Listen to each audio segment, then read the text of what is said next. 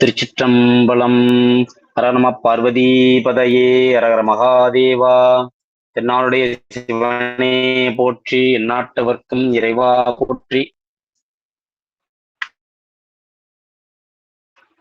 ஏகம்பத்துரேந்தாய் போற்றி, பாகம் பெண்ணுரானாய் போற்றி.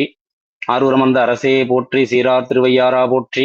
அண்ணாமலை மன்னா போற்றி, கண்ணாரமுதக் கடலே போற்றி. காவாய் கனகத் திரளே போற்றி, கைலை மலையானே போற்றி போற்றி.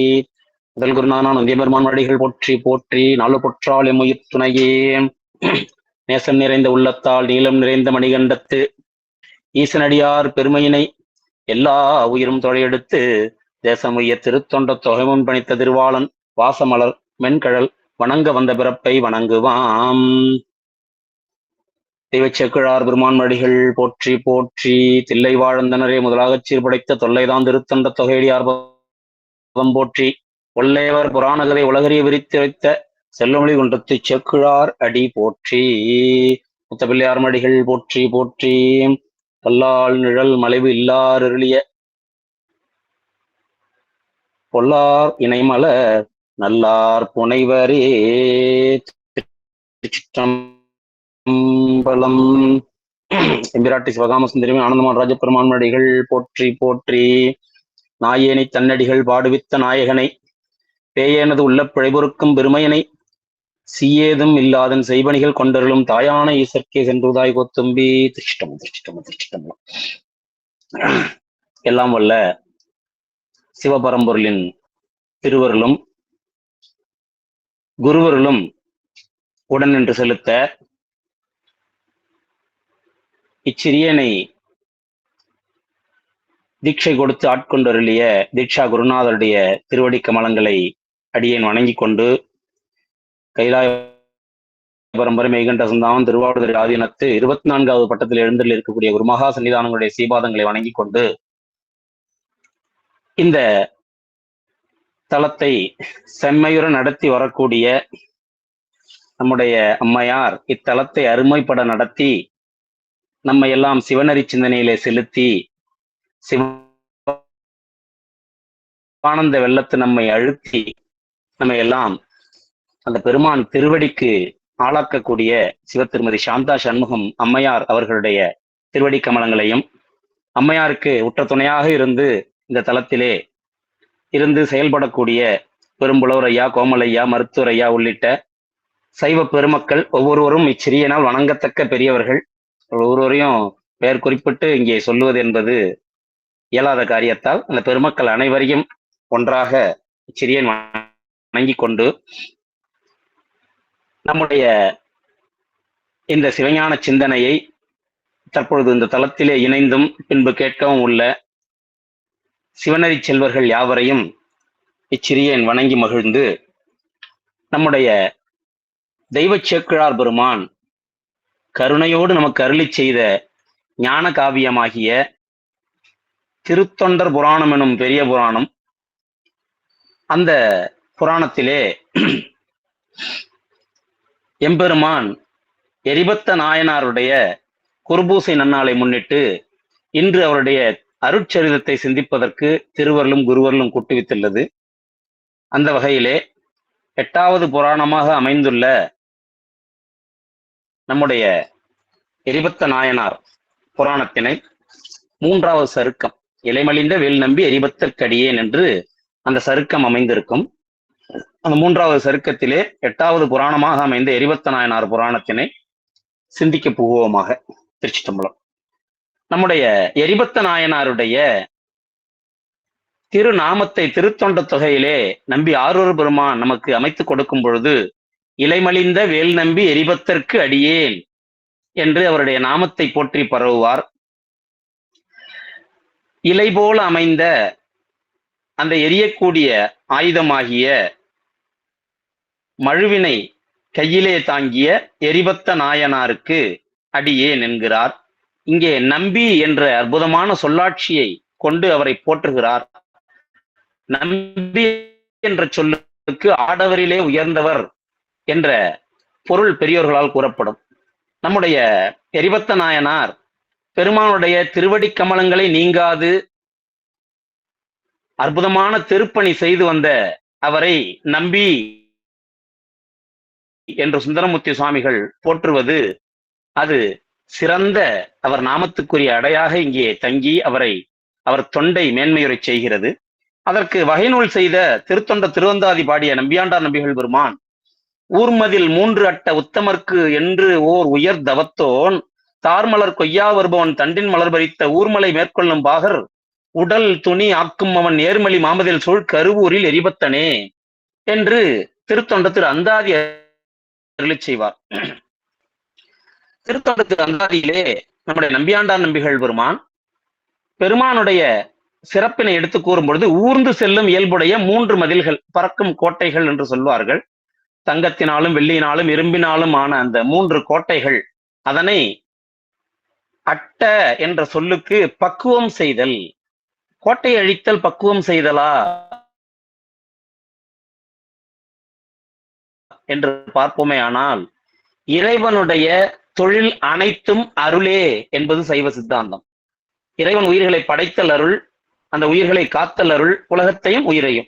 பின்பு அதன் வினை கொண்டு வந்த பிராரத்தம் தீர்ந்தவுடன் அதனை சங்கரித்தல் என்று சொல்லக்கூடிய ஒடுக்குதல் அருள், பின்பு மறைத்தல் அருள், பின்பு அவன் திருவடிக்குள் சேர்த்து கொண்டு பேரின்பத்திலே இந்த உயிரை மூழ்கச் செய்தலும் அருள். இப்படி 5 தொழிலும் அருளாக சொல்லப்படும்.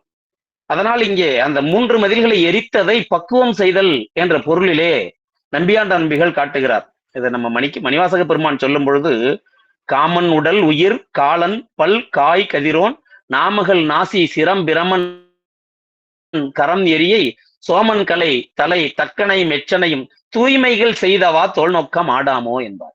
அங்கே அவர்கள் அனைவரும் சிவ அபராதத்தின் பொருட்டு தக்கன் வேள்வியிலே கலந்து கொண்டதற்கு தண்டிக்கப்பட்டார்கள். ஆனால் அவற்றை தூய்மை செய்த செயலாக பாராட்டுவார், அதை போற்றி மகிழ்வார் நம்முடைய மணிவாசக பெருந்தகையார் அல்லவா. அதுபோல இங்கே மதில்களை பக்குவம் செய்தார் என்ற குறிப்பிலே நம்முடைய நம்பியாண்டார் நம்பிகள் குறிப்பிடுகிறார்.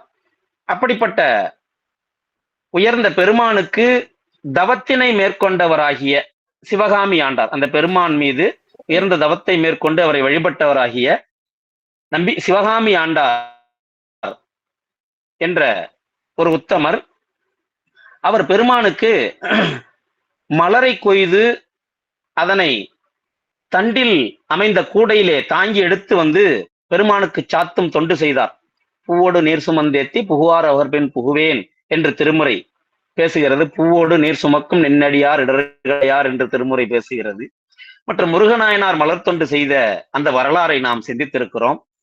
மற்றும் நம்முடைய சண்டேசர் சிவபூசையின் பொருட்டு மலர் கொய்து அங்கே அமைத்து பூசை செய்த வரலாறு சிந்தித்திருக்கிறோம். செருத்துணை நாயனார் மலர் பறித்து பெருமானுக்கு திருவாரூரிலே தொடுத்து கொடுத்த வரலாறு சிந்தித்திருக்கிறோம். திலகவதி அம்மையார் பெருமானுக்கு உழவாரத்தோடு மலர் தொண்டும் செய்தார் என்ற கருத்தும் நமக்கு பெரிய புராணம் காட்டுகிறது. இப்படி மலர் தொண்டு செய்தல் அது உயர்ந்த தொண்டு. அந்த தொண்டினை மேற்கொண்டவராகிய நம்முடைய சிவகாமி ஆண்டாரின் மலரினை பறித்து அதை கீழே சிந்த ஊர்மலை சிந்தியதாகிய ஊர்மலை, ஊர்ந்து செல்லும் மலை போன்ற யானை, அந்த யானையை மேலே இருந்து செலுத்திய பாகர்கள் அனைவர் உடலையும் துணித்தவன் யார் என்று பார்ப்போமையானால், மிகவும் உயர்ந்த மதில்கள் சூழ்ந்த கருவூரிலே வாழ்ந்தவராகிய எரிபத்த நாயனார் என்று அழகாக நம்பியாண்டார் நம்பிகள் திருத்தொண்ட திரு அந்தாதியிலே பாட, இந்த தொகை நூலையும் வகை நூலையும் தனக்கு துணையாக கொண்ட தெய்வ சேக்கிழார் பெருமான் 57 திருப்பாடல்களிலே அவர் புராணத்தை விரிக்கிறார். ரொம்ப அற்புதமான புராணம். இந்த புராணத்தில் ஒரு தனிச்சிறப்பு, 2 நாயன்மார்கள் இடம்பெறக்கூடிய சிறப்பு. நீங்க பெரிய புராணத்தை சிந்திக்கும் பொழுது அந்த நுட்பம் தெரியும். ஒரு நாயனாராக தில்லை வாழ்ந்தன மடியார்க்கு மடியன் திருநீலகண்டத்து தேவனார்க்கடியன் என்று நீங்க வரிசையாக சிந்தித்து வரும் பொழுது 2 நாயன்மார்கள் இடம்பெறக்கூடிய முதல் புராணமாக அமைந்தது இது. பின்ன வரும், அதற்கு பின்பு வருவதெல்லாம் உண்டு. நம்ம திருநாவுக்கரசர் புராணத்திலே பார்க்கலாம், அடுத்து நம்முடைய திருஞான சம்பந்தர் புராணத்திலே பார்க்கலாம். இப்படி பல புராணங்கள் உள்ளன. இருப்பினும் முதலிலே 2 நாயன்மார்கள் இடம்பெறும் புராணம் இந்த புராணம். அதை விரிக்கிறார் 57 திருப்பாடல்களிலே அற்புதமாக எடுத்துக்கொள்கிறார். மல்லல் நீர் ஞாலம் தன்னுள் மழவிடை உடையா நண்பர்க்கு ஒல்லை வந்து உற்ற செய்கை உற்றிடத்து உதவும் நீரார் எல்லையில் புகழின் மிக்க எரிபத்தர் பெருமை எம்மால் சொல்லலாம் படித்து அன்று ஏனும் ஆசையால் சொல்லலுற்றாம் என்று எடுக்கிறார். இந்த உலகமானது எப்படிப்பட்டது என்பதை எடுத்தவுடன் பாடுகிறார். சேக்கிழார் புராணத்தை அமைக்கும் பொழுது ஒரு முறைமையிலே அமைத்து தருவார். அது சேக்கிழாருக்குள்ள தனி சிறப்பு. எப்படி புராணத்தை அமைத்துக் கொடுப்பார் என்றால், ஒரு புராணம் பாடி அதன் நிறைவிலே அடுத்து ஒரு புராணத்திற்கு தோற்றுவாய் செய்வார். திருக்குறள்ல பார்க்கலாம். இல்வாழ்க்கை என்ற அந்த தலைப்பிலே அமைந்த 10 குறளை பாடிய திருவள்ளுவர் பெருந்தகையார் மனைவியின் இலக்கணத்தை பாடி வந்தவர் 10வது பாடலில் என்ன செய்வார்? மங்களம் என்ப மனைமாட்சி மற்றும் அதன் நன்கலம் நன்மக்கட்பேர் என்று அடுத்து வரக்கூடிய பிள்ளைப்பேற்றுக்கு, அதாவது புதல்வரை பெறுதல் என்கிற அதிகாரத்துக்கு தோற்றுவாய் இங்கே செய்து வைத்து போவார் அல்லவா? அதுபோல சேக்கிழாரின் நூல் அமைப்பானது அடுத்தடுத்து வரும் புராணத்துக்கு தோற்றுவாய் செய்யும் முறையிலே அமையும். இங்கே இது ஒரு சருக்கத்தின் தொடக்கம் என்ற காரணத்தால் சேக்கிழார் சென்ற புராணத்திலே தோற்றுவாய் செய்வதற்கு சூழல் அமையவில்லை. ஒரு சருக்கத்தின் நிறைவிலும் நம்முடைய சேக்கிழார் பெருமான் என்ன செய்வார் என்றால், சுந்தரமூர்த்தி சுவாமிகளை வாழ்த்தி ஒரு பாடல் அமைப்பதோடு நிறைவு செய்வார்.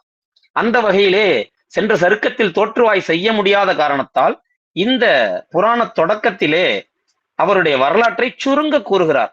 எப்படி கூறுகிறார் என்று பார்ப்போமே ஆனால், இந்த உலகமானது செழுமை மிக்க நீர் சூழ்ந்த உலகம். அப்படிப்பட்ட இந்த உலகம், இதிலே தர்மத்தின் வழியிலே பேணுபவர்கள் அடியார் பெருமக்கள். உலகம் நீர் சூழ்ந்த உலகம், இதிலே தர்மத்தின் வழியில் பேணுபவர்கள் அடியார் பெருமக்கள். அவர்கள் பேணும் தர்மம் எப்படிப்பட்ட தர்மம் என்று கேட்டால் அது சிவதர்மம். சிவதர்மோத்திரம் என்று ஒரு நூலே உள்ளது. அப்படிப்பட்ட சிவதர்மத்தில் பேணக்கூடிய அவர்களை அந்த அடியாரால் போற்றி வணங்கக்கூடிய பெருமான் அறமாகிய விடையிலே ஊர்பவன். அந்த பெருமானை போற்றி வழிபடக்கூடிய அடியாருக்கு ஏதேனும் துன்பம் அவர்களுக்கு துன்பமாக விளைவது என்ன அப்படின்னு கேட்டா, தொண்டிற்கு இடையூறே அவர்களுக்கு துன்பமாக விளையும். இந்த உடல் துன்பம் அவர்களை தீண்டாது. ஏன்னா அடியார் பெருமக்கள் எல்லாம் புளியம்பழமுத்து இருந்தேன் இருந்தும் விடையாய் பொடியாடி என்று மணிவாசகர் கூறுவது போல இந்த உலகப்பற்றினை நீத்து இருப்பவர்கள். அப்ப அவர்களுக்கு துன்பமாக அமைவது எது அப்படின்னு பார்ப்போமே ஆனால், அவர்களுக்கு தொண்டிற்கு இடையூறே துன்பமாக அமையும். அப்படிப்பட்ட அடியாருக்கு துன்பம் விளைந்த காலத்து உற்ற இடத்து உதவக்கூடியவர் என்று எரிபத்த நாயனாரை போற்றுகிறார். அந்த பெருமான் உற்ற இடத்து உதவும் பெருமான் அல்லவா? அது போல நம்முடைய எரிபத்தரும் உற்ற இடத்து உதவக்கூடியவர். அவர் பெருமைக்கு எல்லை காண இயலாத பெரியவர். அந்த புகழே வடிவான எரிபத்தர் அவருடைய பெருமை எம்மால் சொல்ல அளவில்லாதது எனினும் ஆசை மேற்கொள்ள என் ஆசையினால் அதை சொல்லலுற்றேன். இத ஏற்கனவே சேக்கிழார் பெருமான் முதல்ல அமைத்து கொடுத்த பாயிரத்திலே பாடிப்பார். அளவிலாத பெருமையராகி அளவிலாடியார் புகழ் கூறியன் அளவு கூட உரைப்பரிதாயினும் அளவில் ஆசை துறப்ப அறையுகுவேன் என்று ஆசை செலுத்தவே இந்த பெரிய புராணம் எனும் ஞான காவியத்தை பாடுகிறேன் என்று பாடியிருப்பார். அந்த வகையிலே என்னுடைய ஆசையினால் இதை சொல்ல தொடங்குகிறேன் என்று அமைத்துக் கொள்கிறார். 552 வரிசையின் 2ஆம் பாடல் திருச்சிட்டம்பலம். பொன்மலை புலிவென்றோங்க புதுமலை இடித்து போற்றும் மண்ணெறி வழியாக அயல் வழி அடைத்த சோழன் மன்னிய அனபாயன் சீர் மரபின் மாநகரமாகும் தொல் நெடும் கருவூர் என்னும் சுடர்மணி வீதி மூதூர். நம்முடைய சோழர்கள், அதிலும் குறிப்பாக கரிகார் பெருவளத்தான் என்று சொல்லக்கூடிய கிட்டத்தட்ட ஒரு 2000 ஆண்டுகளுக்கு முன்பு வாழ்ந்த சோழர் என்று கொள்ளலாம். அந்த பெரும் சோழர் அவர் புலிக்கொடியை இமாசலத்திலே நாட்டிய அந்த பெரிய பராக்கிரமம் மிக்கவர். இதுல இன்னொன்னு காட்டுறார். இந்த பொன்மலையாக போற்றக்கூடிய கையில இருக்கிறதே, அது சிவபெருமான் எழுந்தருளி இருக்கக்கூடிய ஒரு கோயில்.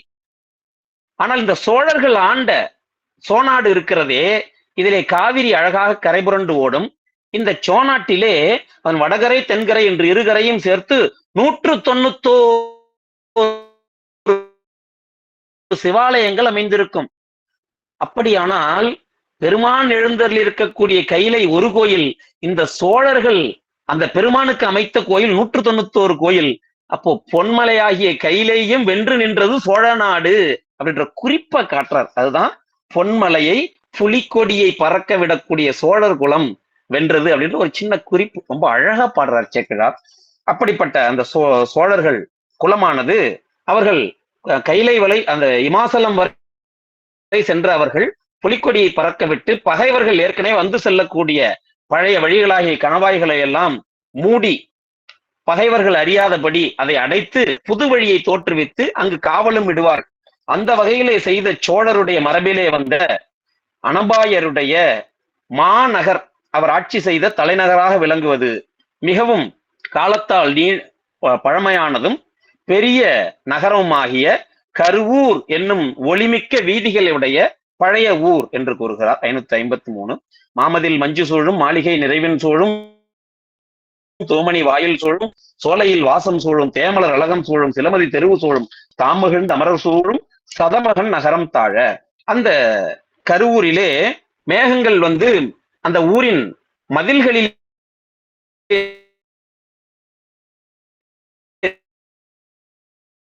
தோய்ந்தது.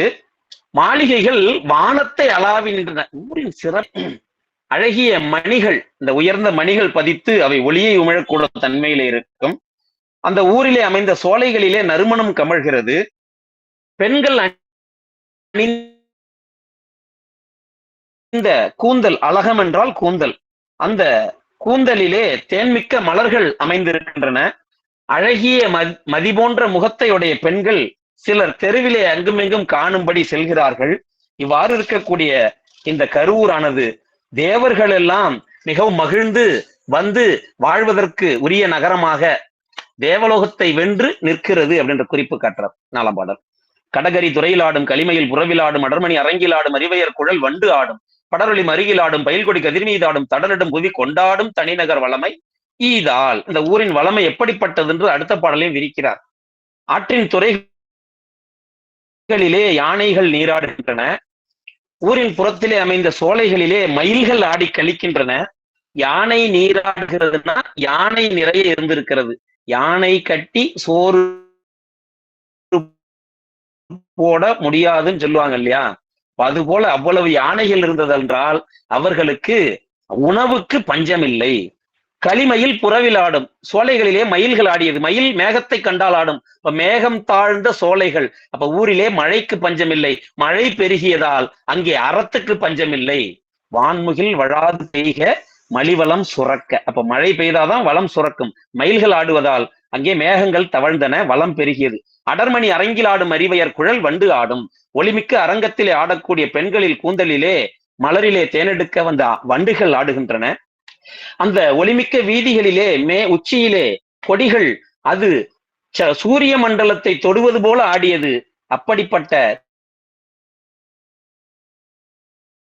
புவி கொண்டாடும் ஒப்புயர்வற்ற நகரம் இந்த கருவூர். மன்னிய சிறப்பின் மிக்க வளமிக்க தொண்டர் தம் சிந்தை நீங்கா அந்நிலை அரணார் வாழ்வது ஆணிலை என்னும் கோயில். மன்னிய சிறப்பின் மிக்க வளநகர், அதன் பெருமை ஒரு காலத்திலும் குன்றியதில்லை என்கிறார் சேக்கிழார். சோழர்களுடைய தலைநகரம் அல்லவா, உயர்ந்த நகரம் கருவூர். அந்த பெருமானை சென்று பணிந்து வணங்கிய உயிருக்கெல்லாம் இனி கருவிலே ஊராத தன்மையை தரும் பெருமை உடைய பெருமான் எழுந்தருளி இந்த சோநாட்டுக்கு தலைநகரிலே எழுந்தருளி ஆட்சி செய்யக்கூடிய ஒப்புயர்வற்ற தலம், கருவிலே உயிர் ஊறாமல் காக்கும் தலம். அந்த வளநகரிலே மிகவும் தங்கத்தினால் அமைந்த கோயில் மதில்கள், கோயில் மதில்கள் தங்கத்தினால் இழைக்கப்பட்டிருந்தது. அதிலே தேவர்கள் எல்லாம் வந்து வழிபட்டு சென்று பெரும் பேற்றை பெறக்கூடிய அன்பிலே மிக்க தொண்டர்கள் சிந்தையில் என்றும் நீங்காத அரணாராகிய பெருமான் வாழும் ஆணிலை என்னும் கோயில் அமைந்திருந்தது. பதி கருவூர், ஆலயம் ஆணிலை. இது போல சில அமைப்புகளை நாம் பார்க்கலாம். தூங்கானை மாடம் பதி, தூங்கானை மாடம் கோயில், பெண்ணாகடம் பதி. அதே போல வெண்ணை நல்லூர் பதி, அருட்துறை என்பது கோயில். இப்படி பல இடங்களிலே சைவத்திலே நாம் பார்க்கக்கூடிய அழகு இருக்கும். அந்த வகையிலே இது ஆணிலை என்பது கோயில் நாமம், கருவூர் என்பது ஊரின் பெயர். அடுத்த திருப்பாடல். பொருட்திருமறை கடந்த புனிதரை இனித கோயில் மருள்துறை மாற்றும் மாற்றால் வழிபடும் தொழிலராகி இருள் கடு ஒடுங்கும் கண்டத்தை இறையவர்க்கு உரிமை பூண்டார்க்கு அருள் பெரும் தொண்டு செய்வார் அவர் எரிபத்தராவார். பொருள் திருமறை கடந்த புனிதர். இந்த பெருமான் இருக்கிறாரே, அவர் வேதத்தினால் இன்ன தன்மையன் என்று சுட்டி உணர்த்தப்படும் தன்மையை கடந்தவன்.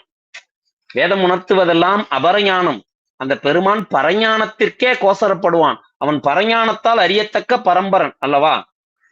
மறையினால் அயனால் மாலால் மனத்தினால் வாக்கால் மற்றும் குறைவிலா அளவினாலும் கூறனாத நின்ற இறைவனார் கமலபாதம் என்பது சிவஞான சித்தியார். இந்த பெருமான் திருவடி மறையினால் சொல்ல முடியாது, அயனால் சொல்ல முடியாது, மாலால் சொல்ல முடியாது, மனத்தினால் வாக்கால் மற்றும் குறைவிலா அளவை எவற்றாலும் சொல்ல முடியாது என்று கூறுகிறது அல்லவா. அப்படிப்பட்ட அந்த மறைகளால் இவன் இன்ன தன்மையன் என்று உணர்த்த முடியாது நின்ற அந்த பரம்பொருள். மறை கடந்த பொருள் திருமறை. அது உயிர்களுக்கு எவ்வாறு வாழ வேண்டும் என்ற பொருளை நமக்கு எடுத்து கூறினும் அதனுள்ளே பெருமான் அடங்க மாட்டான். இன்னொரு பொருள், பொருள் திருமறை, திருமறைகள் தந்த அப்படின்ற பொருள். பெருமான் தான் வேதத்தை கொடுத்தான். சைவ நூல், வேத நூல், சைவ நூல் என்று இரண்டே நூல்கள் என்று சொல்வது சிவஞான சித்தியார். அந்த வேதத்தையும் ஆகமத்தையுமே நூல்கள் என்று கூறும். அப்படிப்பட்ட அந்த தன்மையும் இங்கே சிந்திக்கத்தக்க வகையில் இருக்கிறது.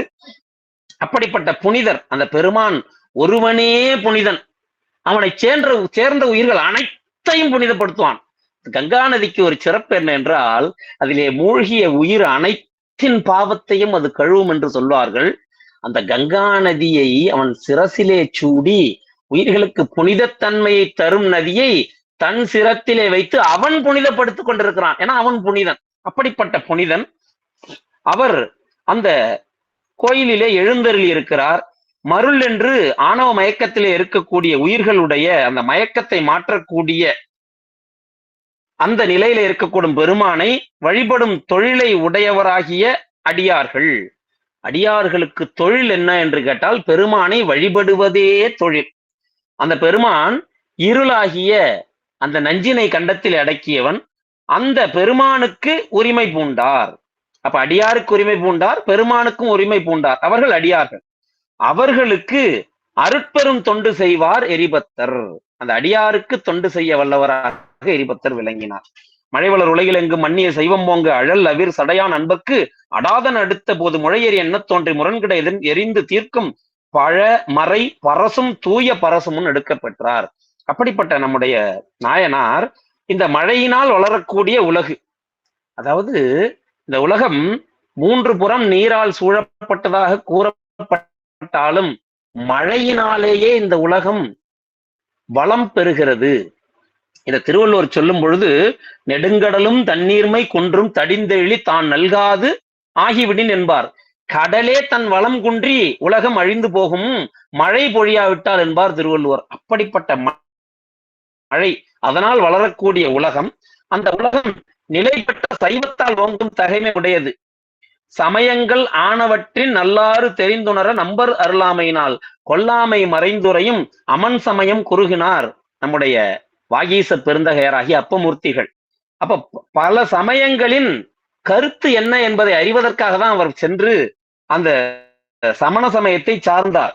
ஆனால் பல சமயங்கள் இந்த உலகத்தில் இருந்தாலும் மெய்ப்பொருளை உணர்த்தும் சமயம் சைவ சமயமே. அதனால் அந்த மன்னிய சைவம் ஓங்கும் பொருட்டு அழல் அவிர் சடையான், சிவபெருமானுடைய ஜடாமுடி நெருப்பினை அவிழ்த்து விட்டது போல எல்லா பக்கமும் தழல் எரி நீண்டதென்ன என்று சொல்லுவார் திருநீலகண்ட குயவனார் புராணத்திலே. அப்படிப்பட்ட பெருமான், அந்த ஜடாமுடியை உடைய பெருமானுடைய அன்பருக்கு ஏதேனும் துன்பம் விளைந்தால், அங்கே துன்பம் என்றது தொன்றுக்கு இடையூறு நிகழ்ந்த பொழுது குகையிலிருந்து பாய்ந்து வரும் சிம்மம் என தோன்றி அந்த முரண்பாடாகிய அந்த தீமையை நீக்கி தன் மழுவினால் எரிந்து நீக்கி அந்த துன்பத்தை மாற்றக்கூடிய தன்மையோடு விளங்கினார் நம்முடைய எரிபத்த நாயனார். அது பழமறை பரசும் தூய பரசு. வேதங்கள் அந்த பரசினை போற்றுது. ஓம் பரசு ஹஸ்தாய நமக என்பது அந்த மழுவினை போற்றக்கூடிய சிவ அஷ்டோத்திரம். மேலும் பார்த்தோம்னா நம்ம பதிகங்கள்லையும் பார்க்கலாம். படையார் மழு உடையான் பல பூதப்படை உடையான் என்று திருமறை பேசும்.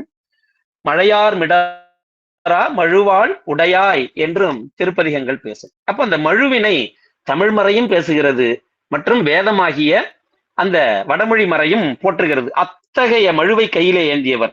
அன்னலார் நிகழும் நாளில் ஆணிலை அடிகளார்க்கு திண்ணிய அன்பு கூர்ந்த சிவகாமி ஆண்டார் என்னும் புண்ணிய முனிவனார் தாம் பூப்பறி தலங்கள் சாத்தி உள்நிறை காதலோடும் ஒழுகுவார் ஒரு நாள் முன்போல்.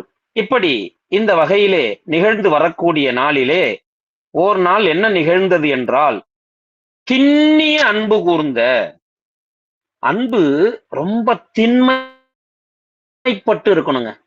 அன்பு திண்மைப்படத்தான் உள்ளம் மிகவும் நைந்து நைந்து நைந்து அந்த பெருமாளுடைய திருவடி பதியும் வகையிலே பக்குவப்படும். நீங்க இறுகி இருக்கக்கூடிய ஒரு தளத்திலே உங்கள் காலை வைத்தால் உங்கள் சுவடு பதியாது. ஆனா குழைந்து இருக்கக்கூடிய சேற்றிலே உங்கள் காலை வைத்தால் திருவடி பதியும். அப்போ உங்கள் உள்ளம் குழைய வேண்டும் என்றால் உங்கள் உயிரிலே திண்ணிய அன்பு வேண்டும். நாயன்மார் பெருமக்கள் மேற்கொண்ட அன்பு அனைத்தும் இத்தகைய அன்பு. இது நமக்கு பெரிய புராணம் காட்டக்கூடிய பெரும் உபகாரம். அன்பு மிக மிக திண்மைப்பட இருக்க வேண்டும் என்பது சேக்கிழார் காட்டிச் செல்வார். அப்படிப்பட்ட அன்பிலே உடைய சிவகாமி ஆண்டார் என்னும் புண்ணிய முனிவர். அவர் மறையவர், அதாவது அந்தனர். புண்ணிய முனிவர் என்கிறார். என்ன புண்ணியம்? சிவபுண்ணியமாகிய சைவ சமயத்துக்குரிய சிவபெருமானுக்கு மலர் தொடுத்து சாத்தக்கூடிய தொண்டினை மேற்கொண்டவர். அந்த சிவபுண்ணியத்தை செய்து வந்தவர். அவர் மலரை பறித்து மாலையாக சாத்தி உள்ளத்திலே காதல் நிறைய, மலர்களிலே தேன் நிறைய அதனை எடுத்து சென்று பெருமானுக்கு சாத்தக்கூட தன்மை உடையவர். அவர் அப்படி தொண்டு செய்து வரும் நாளிலே ஓர் நாள் என்ன நிகழ்ந்தது என்றால் என்று காட்டுகிறார். வைகரை உணர்ந்து போந்து புனல் மூழ்கி வாயுங்கட்டி மொய்மலர் நெருங்கு வாச நந்தன வனத்து முன்னி கையினில் தெரிந்து நல்ல கமழ் முகை அலரும் வேலை தெய்வநாயகருக்கு சாத்தும் திருப்பள்ளி தாமம் கொய்து. வைகரை உணர்ந்து, காலை விடியும் வேலை. வைகரை அப்படின்றதுக்கு என்ன பொருள் அப்படின்னா, முதல் நாள் வைகி, அதாவது தங்கி இருக்கிறது அல்லவா, அதை மாற்றக்கூடிய வேலை என்பதால் அந்த வேலைக்கு வைகரை என்று பெயர். அந்த வைகரை ஆகிய வேலை எது என்று பார்ப்போமே ஆனால், சூரிய உதயத்திற்கு 5 நாழிகை முன்னார், ஒரு நாழிகை 24 நிமிடம், 5 நாழிகைனா 2 மணி நேரம், 4 மணி.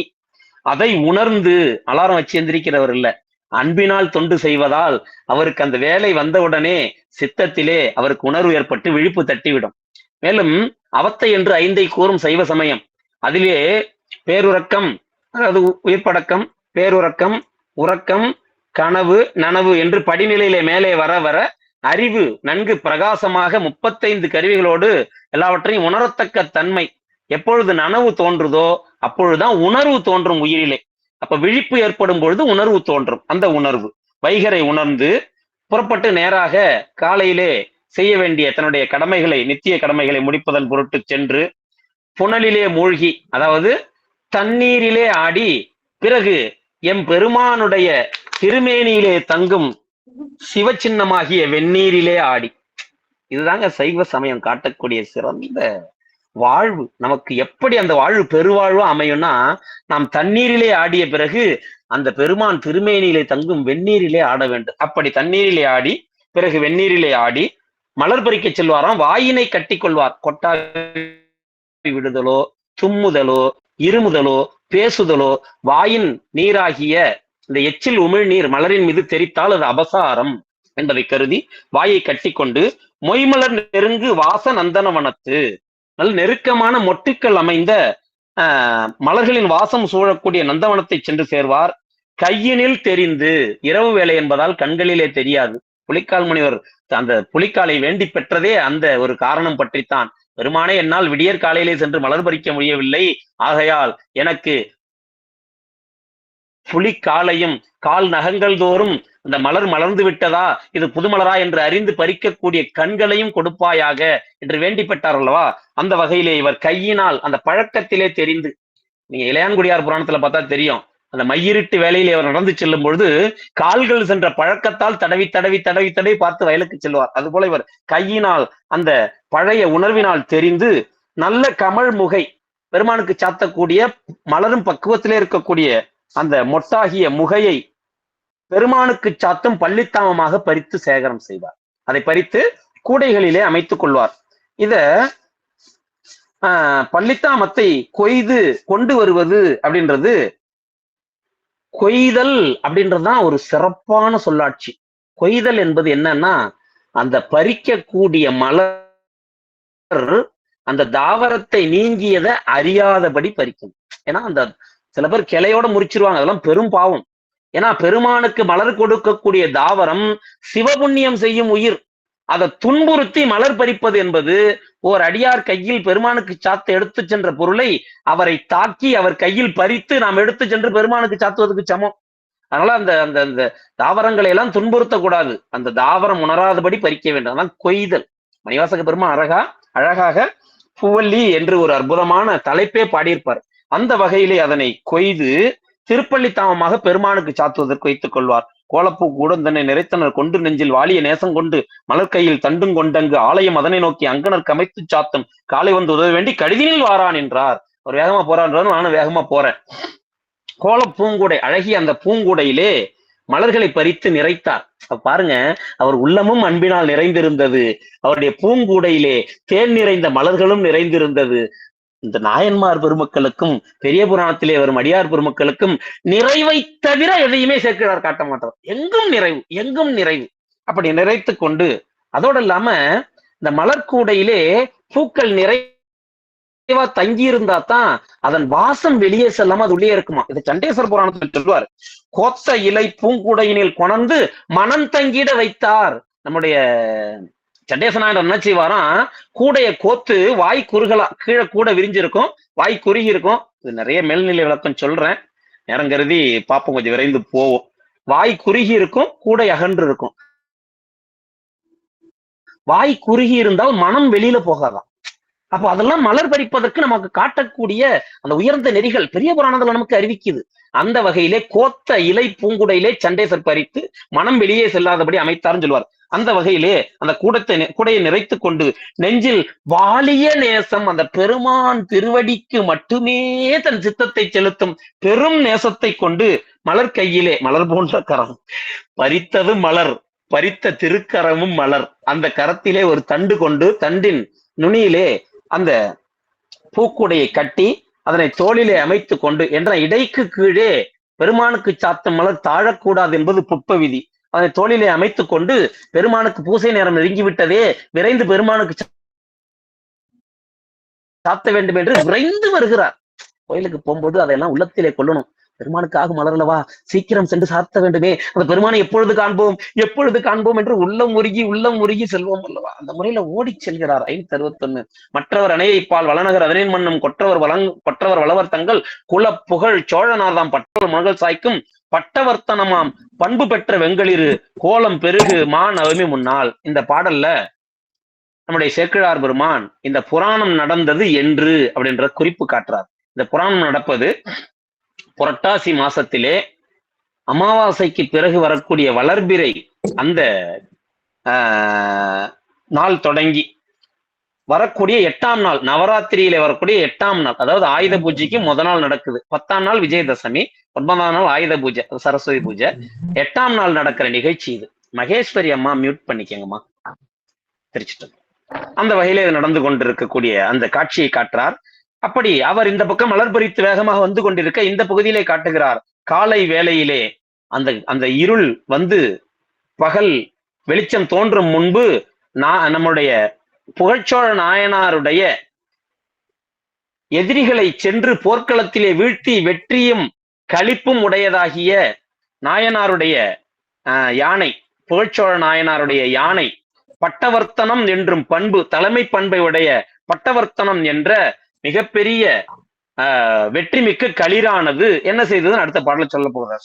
மங்கள விழவு கொண்டு வருணதி துறை நீராடி பொங்கிய கலப்பினோடும் பொழி மதம் சொரிய நின்றார் எங்கனும் எரியல் போக எதிர் பரிக்காரர் ஓட துங்கமால் வரைபோல் தோன்றி துண்ணன் அணைந்ததன்றே. அது விழாக்கோலம். விழாக்கோலத்தால் அந்த களிருக்கு மிகவும் ஒன்று விழாவினால் வந்த குலூகலம். இது ஏற்கனவே பல போர்க்களங்களிலே வென்றதால் மிகவும் அந்த செருக்கோடு வந்திருக்கிறது. நீரிலே இறங்கினோன்னா குஷி ஏற்படுனீங்களா, யானையோ யானைக்குட்டியோ குளிக்கும் போது பார்த்தா தெரியும், புதுக்கையிலே நீரை அள்ளி அள்ளி தெளித்து கொண்டு நீரை விட்டு ஏறாது. அப்ப அதனால் வந்த களிப்பு.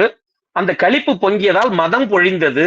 மதம் பொழிந்ததால் தன் நிலை அழிந்தது. யானைக்கு தன் நிலை அழிந்ததால் அருகே நின்றவர் அனைவரும் பயந்து ஓடும்படி மிகவும் வேகமாக அங்கிருந்து புறப்பட்டு, குத்துக்கோள்காரர்கள் என்று யானையை செலுத்தக்கூடியவர்களுக்கு அடங்காமல் மதம் கொண்டு வேகமாக ஒரு பெரிய மலை பெயர்ந்து நகர்ந்து வருவது போல வேகமாக துன் என அணைந்து வேகமாக வந்தது என்கிறார் 563. வென்றிமால் யானை தன்னை மேற்கொண்ட பாகரோடும் சென்றொரு தெருவில் முட்டி சிவகாமி யார் முன் செல்ல வன் தனி தண்டில் தூங்கும் மலர்கொள் பூங்கூடை தன்னை பின்தொடர்ந்து ஓடிச் சென்று பிடித்து முன் பறித்து சிந்த. அந்த பெரிய யானை, வெற்றியை உடைய அந்த பெரிய யானை தன்னை மேலே கொண்ட பாகர்கள் அதை செலுத்தி அதை அடக்க முடியாத வகையிலே அதை பாகர்களும் குத்துக்கோள்காரர்களும் செலுத்த, எவருக்கும் தீங்கு இந்த யானை எவருக்கும் தீங்கு செய்யும் முன்னம் இதனை அரண்மனைக்கு சென்று யானை கொட்டடியிலே சேர்த்து விடலாம் என்று செலுத்துகிறார்கள். அப்படி செலுத்தும் பொழுது அந்த யானையானது ஒரு தெருவிலே சென்று முட்டி திரும்பியது. அப்படி நேரா அந்த யானை முட்டி திரும்பியது. அந்த தெரு சிவகாமி ஆண்டார் மலர் பறித்து சென்று கொண்டிருக்கக்கூடிய வீதி. சிவகாமி ஆண்டாருக்கு பின்னே சென்றது. தன் துதிக்கையை நீட்டி அவர் கையிலே கோல் தாங்கி, உள்ளத்திலே சிவத்தை தாங்கி, அது சிந்தையிலே அந்த பெருமானுடைய புகழை தாங்கி சிவ சிவ சிவ சிவ சிவ சிவ சிவ சிவ என்று மலர் சாத்த சென்று கொண்டிருக்கிறார். அந்த கூடையிலே இருக்கிறதே மலர், நான் சொன்னேன் அல்லவா திருப்பள்ளி தாம எப்படி கொய்யணும்னு, அப்படி அதை பறித்து கூடையில வச்சிருக்கிறாராம். அந்த மலர் கூடையிலே தூங்குகிறதாம். எப்படி சொல்கிறார் பாருங்கள் சேக்கிழார் பெருமா அவர் தொண்டின் மேன்மையை. வெளியில போறோம், கை குழந்தை இருக்கு வீட்டுல, வெளியில போறோன்றப்போ அந்த குழந்தைய போட்டு குலுக்கி அலங்கழிச்சு தூக்குனீங்கன்னா ரொம்ப வீறிட்டு அழத் தொடங்கிடும். அந்த குழந்தையுடைய தூக்கம் கலையாம அப்படியே அழுங்காமல் எடுத்து மார்போடு அணைத்து அப்படியே அழக பங்குடாக கொண்டு சென்று நம் வாகனத்தில் ஏறி செல்வோம் அல்லவா, அது போல இந்த மலரினை, அந்த தூங்கி கொண்டிருந்த மலர், விழித்தல் என்பது மலர்தல், இந்த தூங்கி கொண்டிருந்த மலரினை செடியும் அறியாமல் மலரும் அறியாமல் பறித்து அதன் தூக்கம் கலையாமல் கூடையிலே வைத்திருந்தார் என்று காட்டுகிறார் சேக்கிழார். அந்த கூடையை பறித்து அதை கீழே சிந்தியது. அப்படி கீழே சிந்தி அந்த செயலை மேற்கொண்ட உடனே மேல்கொண்ட பாகர் கண்டு விசை கொண்ட களிறு சண்ட கால் கொண்டு போவார் போல கடிது கொண்டு அகலப்போக நூல் கொண்ட மார்பின் தொண்டர் நோக்கினர் பதைத்து பொங்கி மால் கொண்ட களிற்றின் பின்பு தண்டு கொண்டு அடிக்க வந்தார். மேல்கொண்ட பாகர், மேல இருந்த பாகர்கள் கண்டு இந்த மலரை பறித்து சிந்தியது சிவகாமி ஆண்டாருக்கு ஏதும் தீமை செய்து விடுமோ என்று அஞ்சி அவர்கள் அந்த யானை விரைந்து செலுத்த, அது ஊழி காலத்திலே வரும் சண்டமாருதம் என்று சொல்லக்கூடிய இந்த பெரிய ஊழி காற்று போல வேகமாக புறப்பட்டு அவரை கடந்து சென்றது. அப்படி சென்ற பிறகுதான் இவருக்கு உணர்வே ஏற்படுது. கையிலே இருந்த மலர் சிந்தி விட்டது என்பதை உணர்ந்தார். உணர்ந்த மாத்திரத்தே பதைபதைத்து போனார். கையில் இருந்த தண்டை கொண்டு யானை அடிப்பதற்கு வேகமாக அதை அடிக்கும் பொருட்டு பின்தொடர்ந்து ஓடினார். அப்பொழுது அணைய ஒட்ட அடல்களில் அகன்று போக மெய்ப்பொருள் தொண்டர் மூப்பால் விரைந்து பின் செல்ல மாட்டார். தப்பினர் விழுந்து கையால் தரை அடித்து எழுந்து நின்று செப்பரும் துயரம் நீடி ஜெயித்து முன் சிவதா என்பார். சேக்கிழாருடைய உணர்வு பூர்வமாக சிவகாமி ஆண்டார் அந்த நிலையிலே எப்படி அவருடைய உணர்வுகள் வெளிப்பட்டது அப்படின்றது ரொம்ப அழகா காட்டுறார். ரொம்ப அழகா என்னாச்சா, அந்த யானையானது வேகமாக சென்ற உடனே இவர் வயது மூப்பினால் அது வேகமாக செல்வரால் அவ்வளவு விரைந்து செல்ல முடியவில்லை. ஆனால் தவறு செய்த யானை தண்டிக்க வேண்டும் என்று கோலை கொண்டு அடிக்க ஓங்கி வந்தார். இவர் கொண்டு வேகமாக வீசிய வேகத்தினால் நிலை தடுமாறியது. யானை சென்று விட்டது. தன் இலக்கிலே சென்று அடிபடாததால் தடுமாறி கீழே விழுந்தார். அந்த யானை தவறு செய்து தப்பிவிட்டதே, அதை தண்டிக்க முடியவில்லை என்று வருந்தி தன்னுடைய கையால் தரையை ஓங்கி அடித்து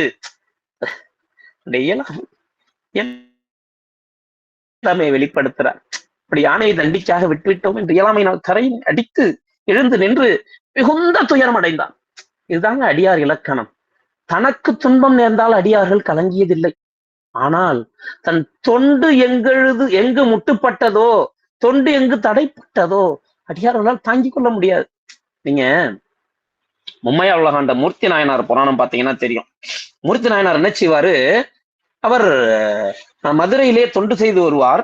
அப்படி தொண்டு செய்து வரும் பொழுது ஒரு நாள் அந்த கர்நாடக மன்னன் அவருக்கு சந்தனக்கட்டை கிடைக்காமல் தடுத்து, இவர் டெய்லி சந்தனை அரைச்சு கொடுப்பார் சாமிக்கு, கிடைக்காமல் தடை செய்து விட்டான் என்ற உடனே சந்தனத்தை தேடி அலைந்து அது கிடைக்கவில்லை என்ற உடனே அன்பரும் சிந்தை நொந்து, ரொம்ப நொந்து போய் வருவார் ஆலயத்திற்கு.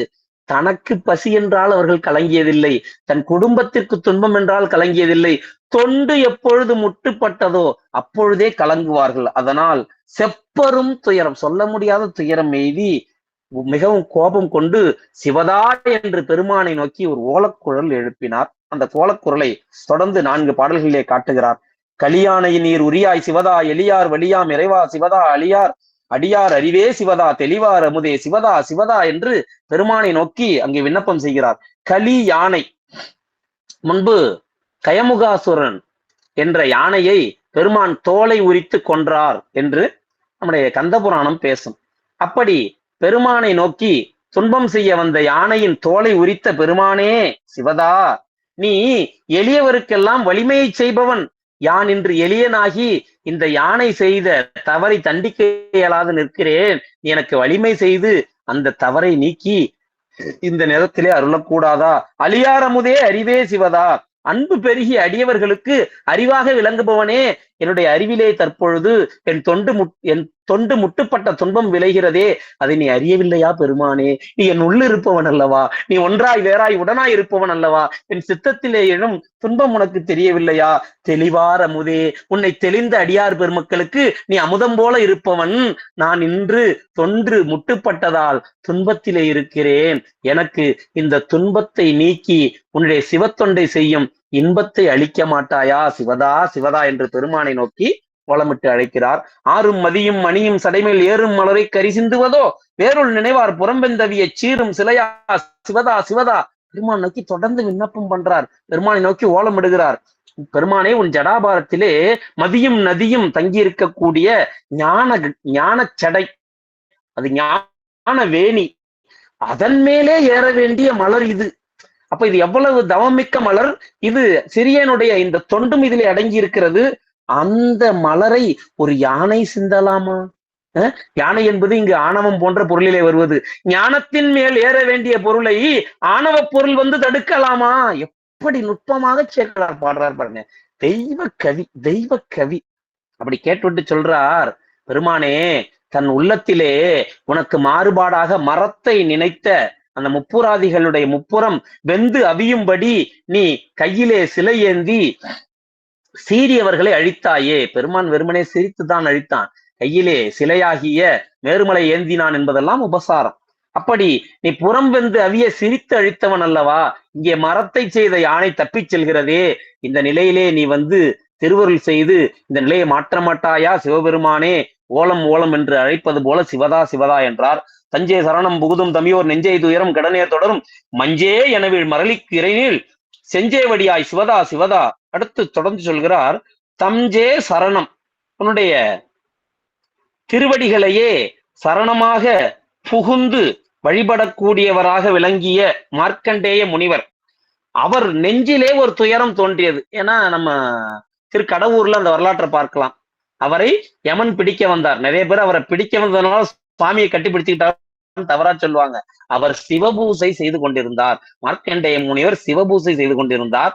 அந்த சிவபூசை வேளையிலே யமன் வந்தான். என்னுடைய பூசைக்கு நீ இடையூறு செய்கிறாய், விலகிப்போ என்றார். நான் என் கடமையை செய்கிறேன் என்று அவன் பாசக்கயிற்றை வீச, பெருமானே, உன் பூசையை விட்டு நான் செல்வேனா? காஞ்சியிலே அம்மை தழுவி கொண்டாள் அல்லவா அந்த தழுவ குழைந்த நாதரை, அது போல நம்முடைய மார்க்கண்டேய முனிவர், உன் பூசையை நான் கைவிட்டு பாதியிலே செல்வேனா? இந்த பிறவி வீணாக போய்விடுமே பெருமானே என்று தழுவி கொண்டார். பெருமானோடு சேர்த்து அந்த கயிறு விழுந்தது இல்லையா? அந்த குறிப்பை காட்டுறார். அப்படி அவர் நெஞ்சிலே பூசை முட்டுப்படுகிறதே என்று துயரம் நேர்ந்த பொழுது, நீ தொடர்ந்து வந்த மரளியாகிய அந்த யமன் வீழும்படி இறை நீள், இறைனா சிறிது, லேசா நீட்டினாராம் சுவாமி திருவடிய. லேசா நீட்டினதுனாலதான் யமன் உயிர் நீங்கினாலும் உடல் தங்கியது, மீண்டும் எழுப்ப முடிந்தது. சுவாமி வேகமா உதைத்திருந்தார் என்றால் யமன் இருந்த அடையாளமே தெரியாம போயிருக்கு. அதனால இறை நீள், இறைனா சிறிது, லேசா அந்த திருவடியா, அதாவது ரொம்ப அழகா சொல்லுவாங்க, தன்னுடைய இடது திருவடி கொழுந்தினால லேசா தீண்டுனாராம் யமனர். அவ்வளவுதான் செய்தார் என்று சொல்வார்கள். அப்படி அந்த திருவடியை உடைய பெருமானே, இங்கு ஒரு அபசாரம் நிகழ்ந்து விட்டதே, நீ உன்னுடைய அந்த அருட்செயலை இங்கே நிகழ்த்தி இந்த இடர்பாட்டை நீக்க மாட்டாயோ? நெடியோ நெறியா எரியும் படியால் அடிமை பணி செய்து ஒழுகும் அடியார்களில் யான் ஆறா அணைவாய் முடியா முதலா எனவே மொழிய. பெருமானே, திரிவிக்ரம வடிவம் எடுத்த திருமால் அவர் ஆணவத்தால் உன்னை அடிமுடி தேட முடியாமல் நின்றார். அந்த வகையிலே அவர் நிற்க, இந்த சிறியேன் உன் அடியார்கள் செய்யக்கூடிய அடிமை பண்பு போல யான் பணி செய்து ஒழுகுகிறேன்.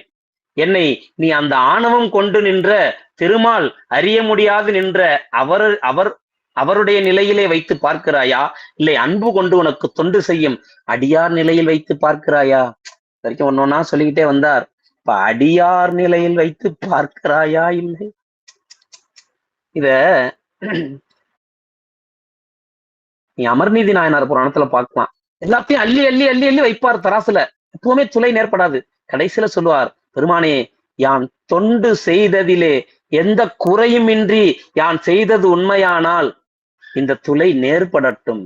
துளை தாழ்ட்டும் நினைக்கல, தன்னுடைய பகுதி எடை கூடி தாழ்ட்டும் நினைக்க, துளை நேர்படட்டும் என்று கூறி 5 எழுத்தை ஓதி குடும்பத்தோடு ஏறுவார். துளை நேர்படும். அப்ப அடியார்கள் தன் தொண்டு உண்மையானதா நீ ஏற்றுக்கொள்ளவில்லையான்னு கேட்ட மாத்திரத்தில் திருவருள் வெளிப்படுறது குறிப்பு. அதை காட்டுறார். நான் அடியார் போன்றவனா அல்லவா, என்ன பெருமானே உன் கருணை என்று சொன்ன மாத்திரத்தே பெருமான் வந்தது போல அங்கே எரிபத்த நாயனார் தோன்றினார். பாடலோடு பார்த்தா நேரமாகிற மாதிரி தெரியுது. ஏன்னா இதுக்கு 57 திருப்பாடல் இருக்கிறது. நமக்கு 1.25 மணி நேரம் ஆகிவிட்டது. அதனால பாடலோடு பார்ப்பது கொஞ்சம் சிரமம்னு நினைக்கிறேன். முடிஞ்ச அளவு பொருளா பார்த்து விட்டு போகலாம்.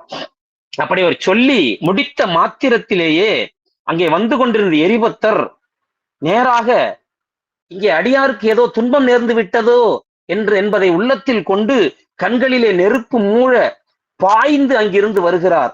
வந்தவர் சொல்லிக்கொண்டே வருகிறார். என்ன சொல்லிக் கொண்டு வருகிறார்? மன்றவர் அடியார்க்கு என்றும் வழிப்பகை களிரே. யானையினால் தான் அன்று எம் பெருமானுக்கு இடையூறு செய்ய வந்தது யானை, இன்றும் அவன் அடியாருக்கும் இடையூறு செய்ய வந்தது யானை. இந்த யானையினால் அரணாருக்கும் என்றும் இடையூறு, அடியாருக்கும் என்றும் இடையூறு, அது என்றுமே நமக்கு பகைதான் என்று கூறியபடி அதனை கொன்று வீழ்ப்பன். அந்த யானை இப்பொழுதே, கொலை என்பது பாதகச் செயல், ஆனா அங்கே சிவாபராதம் நீக்கும் பொருட்டு செய்தால் அது புண்ணியமாக கொல்லப்படும். சிவஞான சித்தியார் சொல்லுது, அரணடிக்கு அன்பர் செய்யும் பாவமும் அறமதாகும், பரநடுக்கு அன்பிலாதார் புண்ணியம் பாவமாகும். அடியார் சிவபெருமான் திருவடியிலே அன்பு கொண்டவர் செய்த பாவம் புண்ணிய கணக்கிலே சேர்கிறது. பெருமான் திருவடிக்கு அன்பு இல்லாதவர் செய்யும் புண்ணியம் பாவ கணக்கிலே சேர்கிறது. இது எப்படியப்பா அப்படின்னு கேட்டா, சிவஞான சித்தியார்ல அருள்நந்தி சிவ அற்புதமா சொல்றார். அது எப்படி தெரியுமா? பெருமான் திருவடிக்கு அன்பு கொண்டு மறையவரும் தந்தையாரும் ஆகிய அந்த பெரியவர் திருவடி அடிகளை துணித்தார் சண்டேசர். அந்த பாவத்தை சிவபெருமான் புண்ணிய கணக்கிலே சேர்த்து அவருக்கு முத்தி பெருவாழ்வாகிய சண்டேசர் பதத்தை கொடுத்தார். பெரிய வேள்வியை ஏற்றினார் தக்கன். அந்த வேள்வியை சிதைத்து, அந்த தக்கனை சிதைத்து அங்கே வந்த தேவர்களை எல்லாம் தண்டித்து பெரும் துன்பத்தை விளைவித்தார். அங்கே வீரபத்திரராக பெருமான் வீரபத்திரரை செலுத்தி, ஆதலால் பெருமான் மீது அன்பு கொண்டு செய்கிறோமா இல்லையா என்பதே குறிப்பு. அதுதான் சொல்ல வராது. அப்போ அதை கொன்று வீழ்ப்பேன் என்று இவர் மேற்கொண்டது இங்கே சிவாபராதத்தை நீக்குதல் பொருட்டு. அப்படி கொலைமொழிவு எடுத்து வேகமாக வந்தார். வந்த அவர் அழைத்த தொண்டர் இப்ப வேகமா வர்றார், கோபத்தோடு வருகிறார், இவ்வாறு சொல்லிக்கொண்டே வருகிறார். இப்படியெல்லாம் வந்தாலும் சிவகாமி ஆண்டாரை கண்டார் அல்லவா, திருநீற்று கோலம் அல்லவா, சிவதா என்று வாயில் சிவநாமம் பொழிகிறது அல்லவா, உடனே வணங்கினார் எரிபத்தர். இதாங்க அடியார் இலக்கணம். நம்ம எந்த நிலையில் இருந்தாலும் ஒரு சிவனடியாரை கண்ட மாத்திரத்தையே உள்ளம் உருகி கைகள் குவிய வேண்டும், நம் சிரம் தாழ வேண்டும். அப்படி வணங்கி கொண்டார். வணங்கி, உம்மை இந்த பெரும் துன்பத்துக்கு ஆளாக்கிய யானை எங்கே சென்றது என்று கேட்ட உடனே, எந்தையார் எம்முடைய பெருமான் முடியிலே சாத்தக்கூடிய பூவை நடந்ததை சேர்த்து சொல்றார். என் கையில் இருந்து பறித்து இந்த மண்மேல் சிந்தி அந்த பெரும் பழையை செய்து போனது. நான் அதை அடிக்க முயன்றேன், எனக்கு பிழைத்தும் போனது. அது இந்த தெருவிலே சென்றது என்று சிவகாமி ஆண்டார் கூற, இனி அந்த யானை பிழைக்காது. ரெண்டு பொருள். ஒன்று, இனிமேல் இந்த போன்ற பிழையை செய்யாது, இனி அந்த யானை பிழைத்து வாழாது. ரெண்டு பொருள் பட சொல்கிறார். பிழைக்காது என்று கூறி தன்னுடைய கையிலே இருக்கக்கூடிய ஒளி வீசக்கூடிய அனலை கக்கக்கூடிய அந்த மழுவை எடுத்துக்கொண்டு யானை சண்டமாறுதம் போல ஊழிக்காற்று போல சென்றது. நம் நாயனார் பெரும் அன்போட செல்றார் அல்லவா, இவர் ஊழிக்காற்று போல செல்லவில்லை, அனலும் காற்றும் சேர்ந்தது போல மிக விரைந்து செல்கிறார். மிக விரைந்து. இந்த நீங்க பொதுவாக நெருப்பு இருக்குல்லவா, அது ஈரவரகை பற்றாது, அணைந்து அணைந்து புகையும். ஆனா அந்த காற்றோடு கூடிய காட்டுத்தீ இருக்கு பாருங்க, பச்சை மரத்தெல்லாம் ஒரு நிமிஷத்துல எரிச்சு பஸ்பமாக்கும். ஏனென்றால் அங்க ரெண்டும் கலந்து அங்கே வெளிப்படுகிறது. இப்ப யானையின் வேகம் காற்றுக்கு உவமையானது. நாயனார் பெருமான் மீதும் அடியார் மீதும் கொண்ட அன்பினால் வந்த வேகம் நெருப்பும் காற்றும் சேர்ந்த அந்த பெரும் வல்லமைக்கு உவமையாகிறது. அப்படி விரைந்து செல்கிறார். விரைந்து சென்றவர் அந்த யானையை தொடர்ந்து சென்றார். சென்று ஒரு சிம்மம் யானையை எதிர்கொள்வது போல ஒரு இடத்திலே சென்று சந்தித்தார். அதை கண்ட அவர், இது என் பெருமான் முன்பு உரித்த அந்த களிரை போன்ற அதே தன்மை உடைய யானையே என்று நினைத்து, இந்த யானை தேவலோகத்து யானையாக இருந்து தேவர்கள் வந்து அதனை காப்பாற்ற முயற்சித்தாலும் சரி, இந்த மண்ணுலகம் ஆளும் மன்னவர் உள்ளிட்ட எவர் வந்து தடுத்தாலும் சரி, இந்த யானையை நான் எதிர்த்து அதன் துதிக்கையை துண்டித்து அதை கொள்வேன் என்று கூறியபடி கையிலே மழுவை ஏந்தி அந்த யானையை நோக்கி வேகமாக நாயனார் பாய்கிறார். அப்படி பாய்ந்த உடனே அந்த இவர் பாய்வதை யானை கண்டது. கண்டவுடனே தனக்கு தீமை செய்ய வருகிறார் என்பதை உணர்ந்து பாகரால் கட்டுப்படுத்த முடியாத அந்த யானை தன் கண்களிலே அனல் உமிழ இவரை நோக்கி திரும்பி இவருக்கு துன்பம் செய்ய முயற்சி செய்கிறது. அப்படி யானை, பெரியவங்க சொல்லக்கூடிய ஒரு ஒரு செய்தி என்னன்னா, யானை நம்மை துரத்துகிறது என்றால் முடிந்த அளவு அதிலிருந்து விலகி இருப்பதுதான் பாதுகாப்பு. ஏன்னா துதிக்கை கீழே அகப்பட்டாலும் தீமை, அவருடைய காலு கீழே அகப்பட்டாலும் தீமை. எப்படி இருந்தாலும் அது நினைந்து மிதித்தாலும் நமக்கு துன்பம், அது அறியாமல் மிதித்து விட்டாலும் துன்பம். அதனால தப்பிச்சு ஓடுறதுதான் பாதுகாப்புன்னு பெரியவங்க சொல்லுவாங்க. இப்ப யானை பார்ப்பதற்கு முன்பு இவர் வெட்ட ஓங்கினார் அப்படின்னா யானை பார்க்காம வெட்டிடலாம் நம்ம எடுத்துக்கலாம். யானை பார்த்து விட்டது. இப்ப இவரு பாதுகாப்பான தூரத்துக்கு விலகி பின்பு தன்னுடைய தாக்குதலை தொடுக்கணும் அப்படின்றதுதான் ஒரு இயற்கையான போர் முறை என்று சொல்லப்படும். ஆனா இவர் தாயன்பினால் இதை மேற்கொண்டார். இவருடைய அன்பு எப்படிப்பட்டதான்? தாயன்பு. கோழி இருக்குல்லவா, பொதுவா பாம்பை பார்த்தா கொக்கோ கொக்கோன்னு கொக்கரிச்சு சிறகடிச்சு பறந்து ஓடிடும். அதே கோழி தான் அடை காக்கும் பொழுதோ அல்லது குஞ்சுகளை பொறித்து தான் அதனோடு இருக்கும் பொழுதோ ஒரு பாம்பு வந்து அந்த குஞ்சுகளை பிடிக்க வந்தால் மிகவும் சீறி அந்த பாம்பை கொத்தி தன் உயிரை துச்சமாக மதித்து தன் பிள்ளைகளை காக்கும். அது போன்ற தாயன்போடு வந்த நம்முடைய நாயனார் இந்த யானையினால் தனக்கு துன்பம் நேருமா என்ற சிந்தனை சிறிதும் இல்லாமல் மிகவும் வேகமாக பாய்ந்து தாய் தலை அன்பின் முன்பு அச்சம் நிற்காது என்ற குறிப்போடு அந்த யானையின் துதிக்கையை ஒரே வீச்சிலே வெட்டி வீழ்த்தினார். அந்த யானை துதிக்கை துண்டிக்கப்பட்டவுடன் கடல் ஆரவாரிப்பது போல மிகவும் கதறி கீழே வீழ்ந்து ஒரு மலை அங்கே புரள்வது போல அது புரண்டு ஆரவாரம் செய்து அடங்க, அருகே இருந்த யானையை செலுத்திய குத்துக்கோள்காரர் 3, யானை மேலிருந்த பாகர் 2 என 5 பேரையும் சேர்த்து வெட்டி துணித்து விட்டு தன்னுடைய பெரிய மலை போன்ற தோள்களை உடைய நம்முடைய எரிபத்த நாயனார் நின்றார். அது வரைக்கும் தான் வேகமா வந்து கொண்டிருந்தார். இப்பதான் தன்னுடைய செயல் முற்றுவித்த பிறகுதான் நிற்கிறார். அப்போ தன்னுடைய எடுத்த கொள்கையை மேற்கொண்ட அந்த கொள்கையினால் உயர்ந்த அடியார் பெருமக்கள் தன் கொள்கை முற்றுறும் வரை எந்த நிலையிலும் சலிய மாட்டார்கள் என்ற குறிப்பை காட்டுறார். அது வரைக்கும் நிற்கவில்லையாம், தொடர்ந்து செயல் ஆற்றிக்கொண்டே இருந்தார். இந்த துன்பத்தை, சிவகாமி ஆண்டார் துன்பத்தை விலக்கிய பிறகுதான் நின்றார் அப்படிங்கிறார். அப்படி வெட்டுப்பட்டு ஒழிந்தவர்கள் போக கூட இருந்தவர்கள், அந்த பாகர்கள் 5 இல்லாம இன்னும் கூடவும் இருந்தார்கள் அதிகமாக.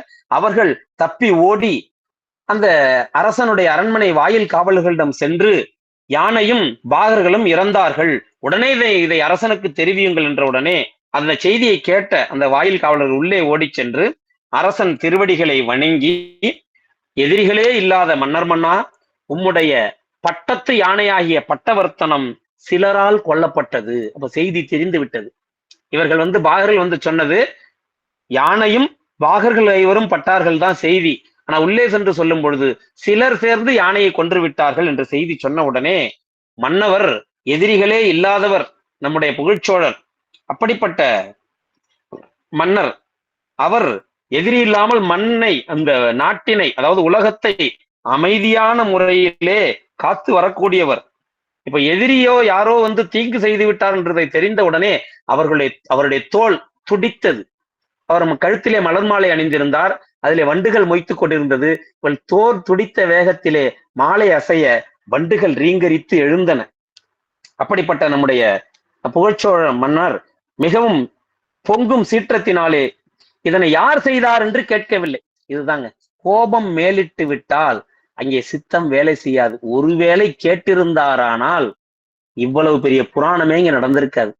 அப்போ அவர் அந்த சித்தம் அங்கே வேலை செய்யாமல் யார் இதை செய்தார் என்று ஆராயாமல் விரைந்து புறப்பட்டு ஒரு இளம் சிங்கம் போல அரண்மனையிலிருந்து புறப்பட்டார். நம்மளுடைய நாயனார் எரிபத்தரை சொல்லும் பொழுது நல்ல வீரம் மிக்க குகையிலிருந்து பாய்ந்து வரும் சிங்கம்னு சொன்னார். ஆனா நம்ம புகழ்ச்சோழ மன்னரை குறிப்பிடும் பொழுது என்ன சொல்றார்? இளம் சிங்கம்னு சொல்றார். ரெண்டு பேருமே நாயனார் தான்.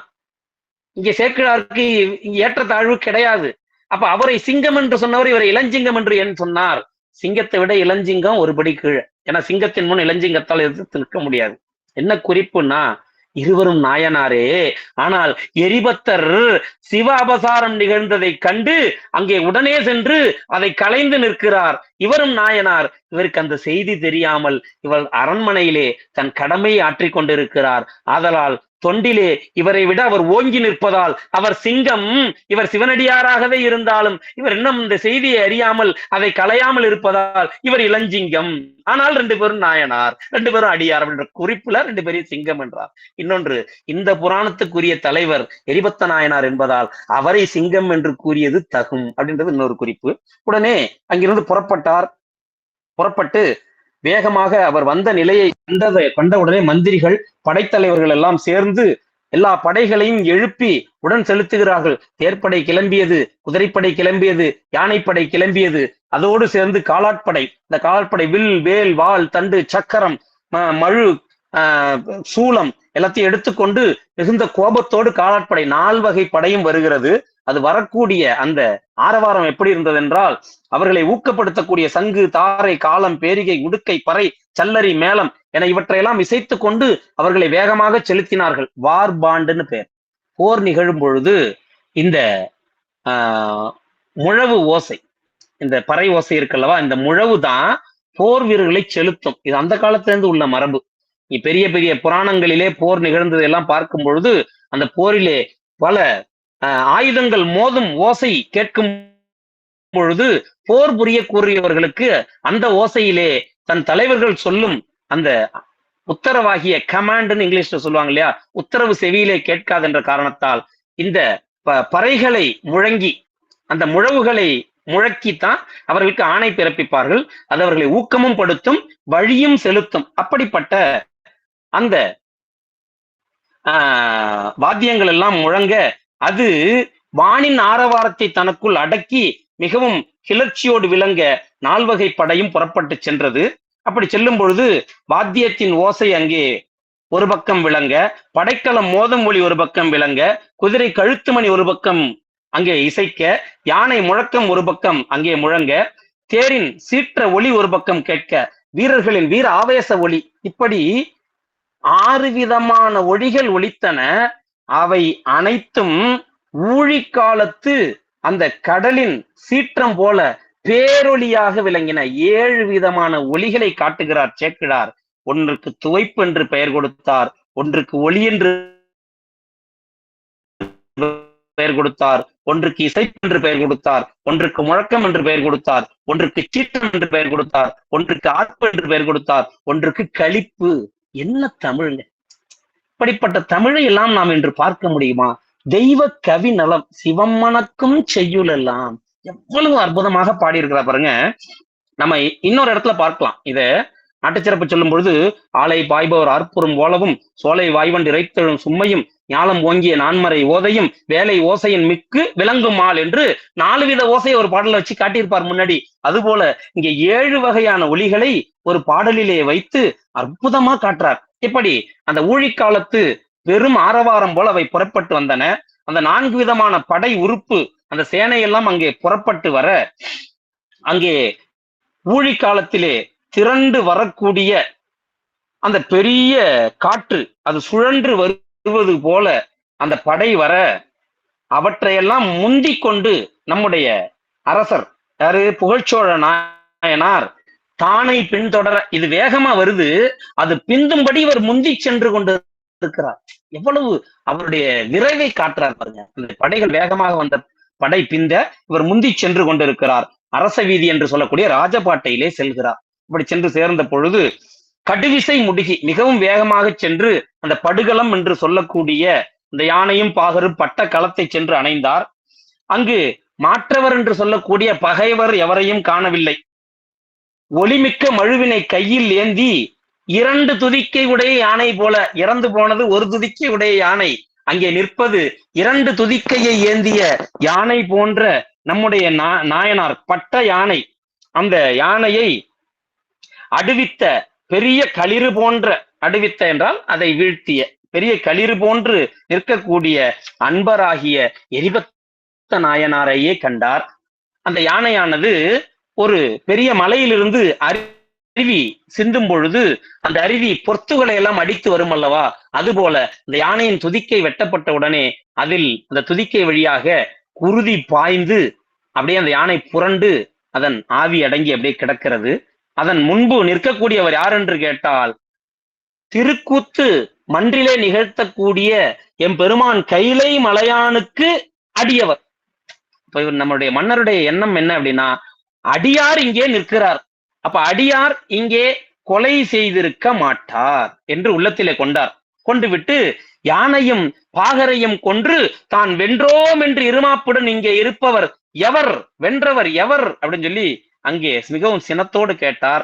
உடனே அவருடைய எண்ணம் எப்படிப்பட்ட எண்ணம் என்று சேக்கிழார் காட்டும் பொழுது, குழையை காவிலே அணிந்த பெருமான் அவருக்கு அன்பர், அவருடைய அன்பர் குணத்திலே உயர்ந்தவர், அன்பர் எல்லாம் குணத்திலே உயர்ந்தவர்கள். அதனாலதான் அடியார் பெருமக்களை வாழ்த்தும் பொழுது குறைவில்லாத நிறைவாக விளங்கக்கூடிய குணக்குன்றம் மன்ன கோதில் சிறு அடியார் பெருமக்களேன்னு வாழ்த்துவாங்க. ஏன்னா அடியார் பெருமக்களுடைய குணம் என்பது சிவத்தின் குணம் தங்க பெற்றவர்கள். மானுடர்களாக இருக்கும் பொழுது முக்குண வசப்பட்டவர்கள். ஆனா சிவச்சார்பை அடைந்த பெருமக்களுக்கு அங்க பெருமானுடைய அறுவகை குணம் பொருந்தும் என்று ஞானசாஸ்திரம் காட்டும். உயர்ந்த குணத்திலே அன்பராம் குணம், அது அன்பில் தழைந்த குணம். அப்படிப்பட்ட அன்பராகிய குணத்தின் மிக்கவராகிய இந்த அடியார் இங்கே ஒரு பாடலை விட்டுட்டேன். சரி, இவ்வாறு அங்கே யார் இதை செய்தவர் என்று மன்னன் கேட்க, அருகே இருந்த பாகர்கள் மன்னரை விரைந்து சென்று, மனம் மிக்க ஆத்தி மாலையை அணிந்த மன்னர் மன்னா, இந்த இறந்து பட்ட யானையின் முன்பு மழுவோடு நிற்கக்கூடிய இந்த நாயனாரே, இந்த அன்பரே இதனை செய்தார் என்று குறிப்பிடுகிறார். குறிப்பிட்ட உடனே பெருமானுக்கு அன்பர் இவர், இவர் குணத்திலே உயர்ந்தவர், இங்கேயே ஏதோ பெரும் பிழையாகிய சிவ அபராதம் நிகழ்ந்து விட்டது, அது நிகழாத வழி, இந்த செயல் நடப்பதற்கு இங்கே வழியே இல்லை என்பதை உள்ளத்திலே கொண்ட அவர் முதல்ல செய்த செய்கை நீங்க ஒவ்வொன்றிலையும் பார்த்துக்கிட்டே வரணும். இந்த பாடல் வரைக்கும், இப்ப நான் பார்த்திருக்கிற பாடல் வரைக்கும் சேக்கிழார் புகழ்ச்சோழ நாயனாரை அவன் இவன் என்ற சொல்லாட்சியில குறிப்பிட்டிருப்பார். ஏனென்றால் இவர் சிவாபராதத்தை நேர் செய்து நிற்கும் நம்முடைய எரிபத்த நாயனாரை கோபித்து புறப்பட்டு வரார். ஆனா எரிபத்த நாயனாரை பார்க்காம, ஏன்னா அவர் செயலை மட்டும் கொண்டு கோபம் கொண்டார், காரணத்தை அறியவில்லை. காரியத்தை அறிந்து சீற்றம் கொண்டாரே தவிர காரணத்தை அறியவில்லை. அவர் சீற்றம் கொண்டது யார் மேல் என்று கேட்டால் நம்முடைய நாயனாராகிய எரிபத்த நாயனார் மேல். ஆதலால் புகழ்ச்சோழரை 35ஆம் கடல்ல பார்த்தா கூட பார்க்கலாம். வெடி என்றான் வெளிப்பட முழங்கும் சொல்லான் அன்சாரியை போட்டு சொல்லியிருக்கிறார். அவன் இவன் என்ற வசனத்திலே குறிப்பிடுகிறார். இப்ப இவருடைய அன்பு வெளிப்பட போகுது. இதுக்கப்புறம் சேக்கிழார் எப்படி குறிப்பார், அவர் இவர்னு குறிப்பார்.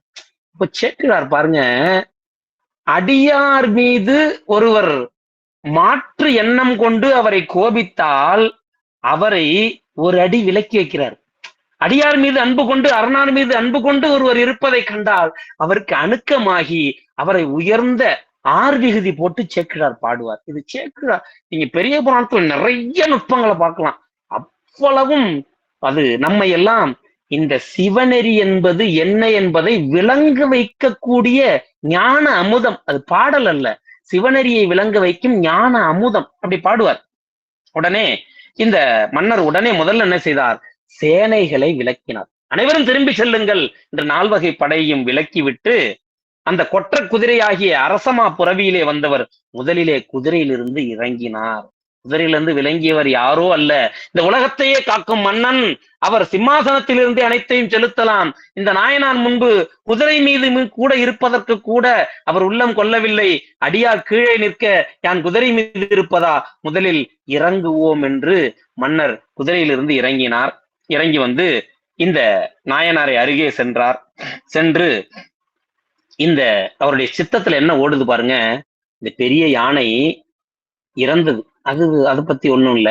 இந்த அடியாருக்கு எதுவும் துன்பம் நேராமல் இந்த அளவிலே ஒரு பெரும் புண்ணியத்தை யான் செய்திருக்கிறேன். ஏன்னா யானையோடு அவர் மோதும் பொழுது, அதோடு பொருந்தும் பொழுது, யானையினால் இவருக்கு ஏதேனும் தீமை நிறைந்திருந்தால் நான் அதை சிந்திப்பதற்கே அஞ்சுகிறேனே என்று உள்ளம் கொண்டார். அதனால் அடியேன் தவமுடைய நாவேன் நினைத்து கொண்டு அவர் அருகே சென்று ஏதோ பிழை நிகழ்ந்து விட்டதே என்ற எண்ணத்தோடு செல்கிறார்.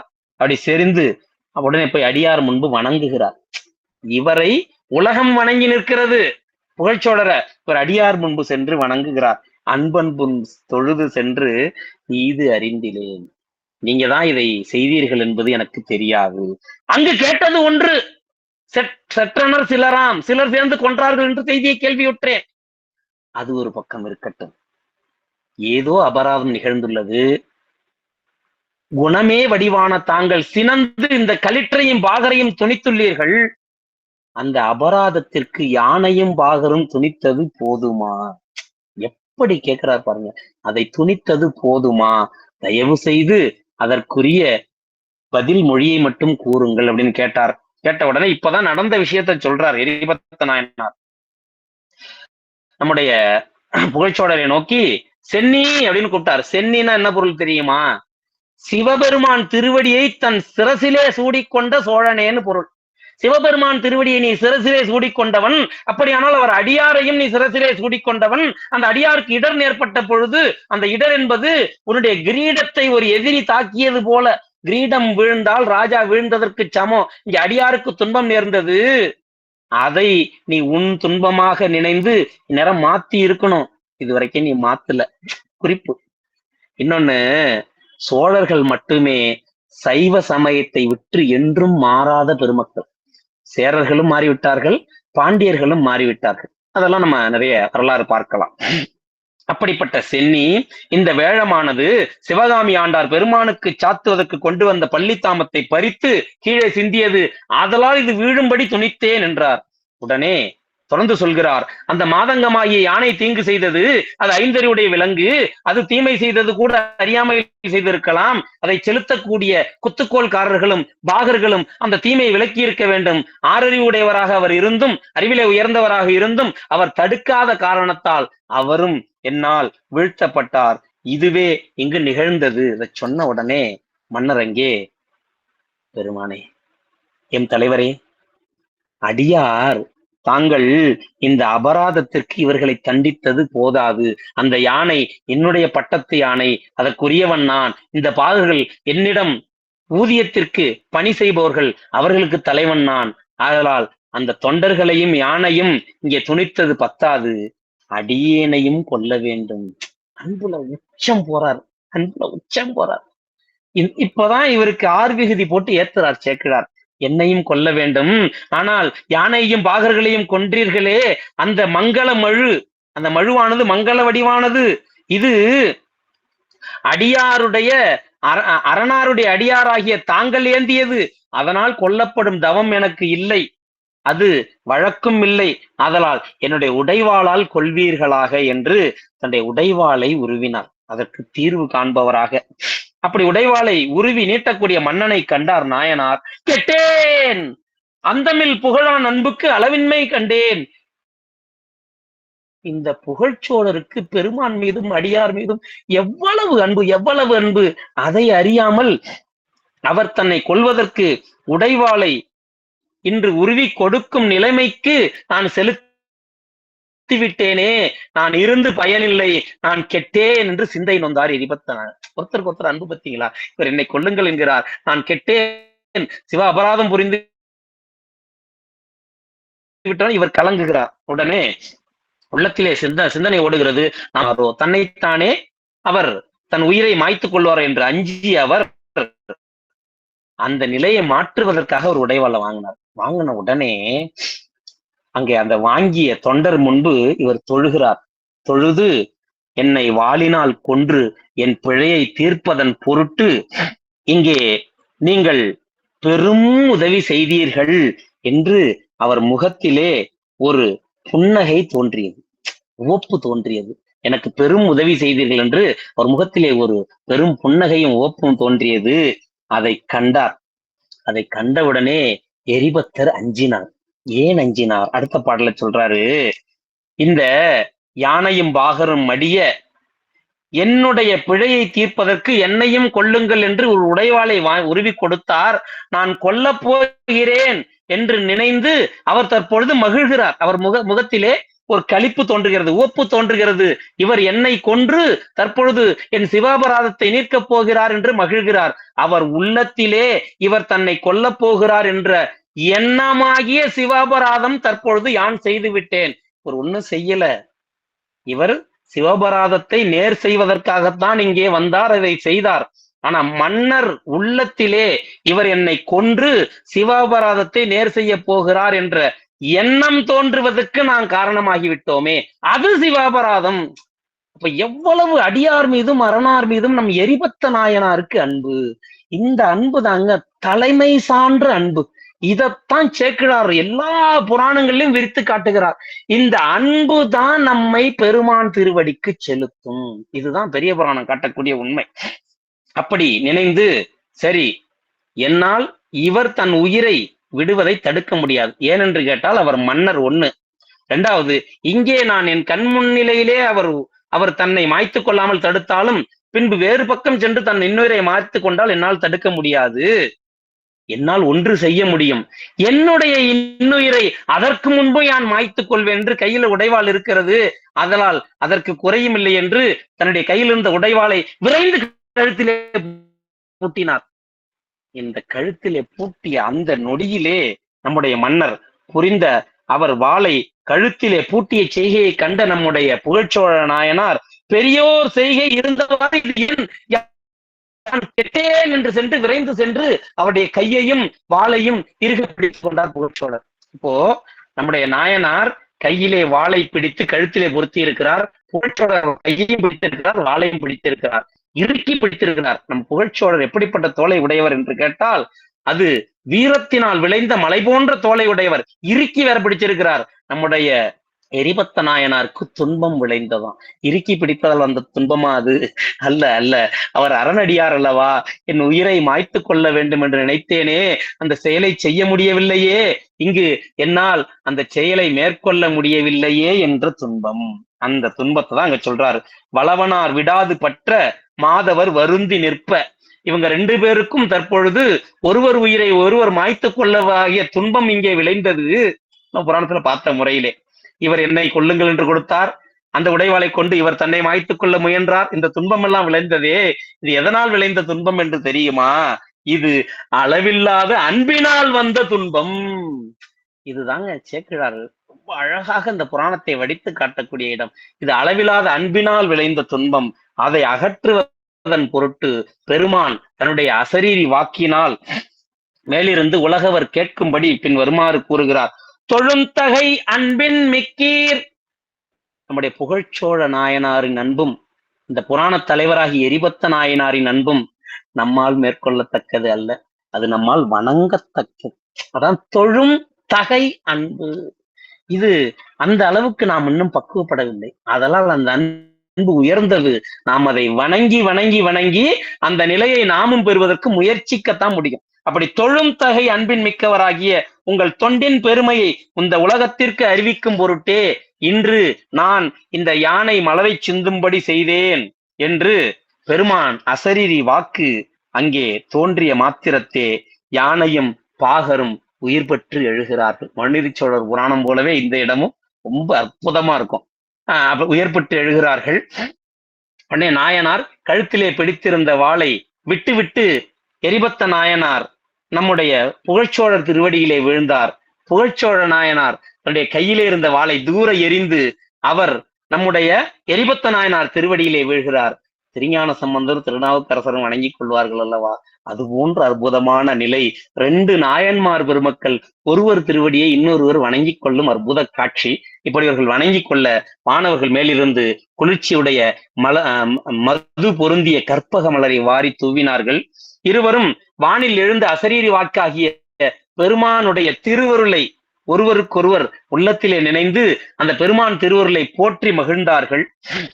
பெருமான் திருவருளால் யானை எழுந்து விட்டது, பாகர் எழுந்து விட்டார்கள். ஆனா இந்த செயலுக்கு மூல காரணமாக இருந்த சிந்தப்பட்ட மலர் கீழே இருந்ததல்லவா, அந்த மலரும் பழையபடி கூடையிலே வந்து பொருந்தியது. அந்த நிலையை கண்டு சிவகாமி ஆண்டார் மகிழ்ந்தார். அதுங்க எல்லாமே பரிபூரணங்க. பெரிய புராணத்துல பாத்தீங்கன்னா எல்லாமே பரிபூரணம். அப்படித்தான் சேக்கிழார் இதை அமைத்து நமக்கு அற்புதமா அந்த பக்தி ரசம் சொட்ட சொட்ட சொட்ட அமைத்து கொடுத்திருக்கிறார். சிவகாமி ஆண்டார் மகிழ்ந்தார்.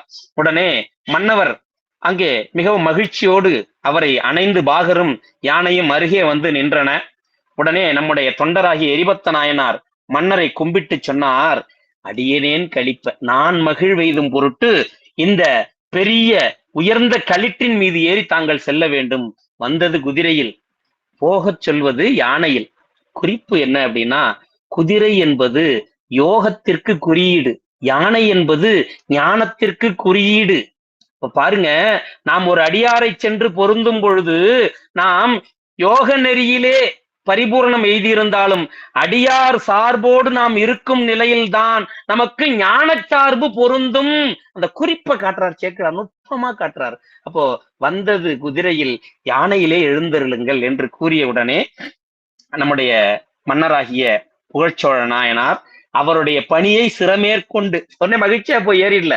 ஞான சம்பந்தர் சிவிகையில ஏறுவார் அல்லவா, சென்று அந்த சிவிகை பெருமான் திருவருள் என்று நினைந்து அதை வெண்ணீற்று ஒளியை போற்றி அதை வீழ்ந்து வணங்கி அதை வளங்கொண்டு சிவநாமம் கூறி ஏறுவார் அல்லவா, அது போல இந்த தலைவர் எம்முடைய சிவபெருமானுடைய அடியாராகிய இந்த தொண்டராம் தலைவருடைய ஆணையை நான் சிறமேற்கொள்கிறேன் என்றதை சிறமேற்கொண்டு அந்த பணியை மேற்கொண்டுன்னு காட்டுறார் சேக்கிழார். இவர் அந்த வெண்கொடை நீழலிலே அமைந்து யானை மீது ஏறி அரண்மனைக்கு சென்று சேர்கிறார்.